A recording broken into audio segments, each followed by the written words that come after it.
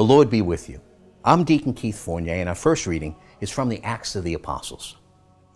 The Lord helped them, and a great number believed and were converted to the Lord. The news of them came to the ears of the church in Jerusalem, and they sent Barnabas out to Antioch. There he was glad to see for himself that God had given grace, and he urged them all to remain faithful to the Lord with heartfelt devotion. For he was a good man, filled with the Holy Spirit and with faith. And a large number of people were won over to the Lord. Barnabas then left for Tarsus to look for Saul. And when he found him, he brought him to Antioch. And it happened that they stayed together in that church a whole year, instructing a large number of people. It was at Antioch that the disciples were first called Christians.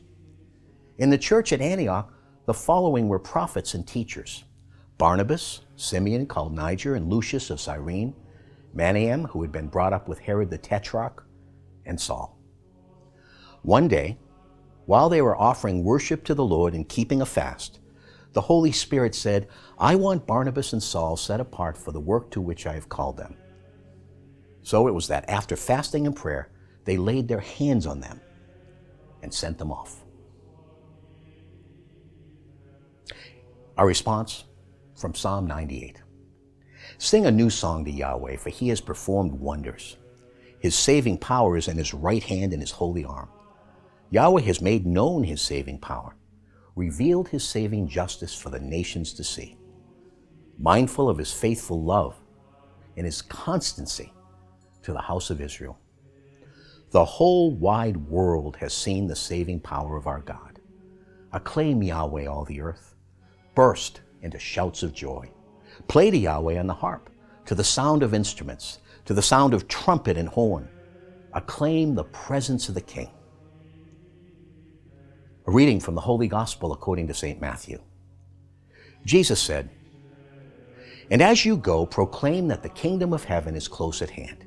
Cure the sick, raise the dead, cleanse those suffering from virulent skin diseases, drive out devils. You received without charge, give without charge. Provide yourselves with no gold or silver, not even with coppers for your purses, with no haversack for the journey, or spare tunic or footwear or staff, for the laborer deserves his keep. Whatever town or village you go into, seek out someone worthy, and stay with him until you leave. As you enter his house, salute it. And if the house deserves it, may your peace come upon it. And if it does not, may your peace come back to you."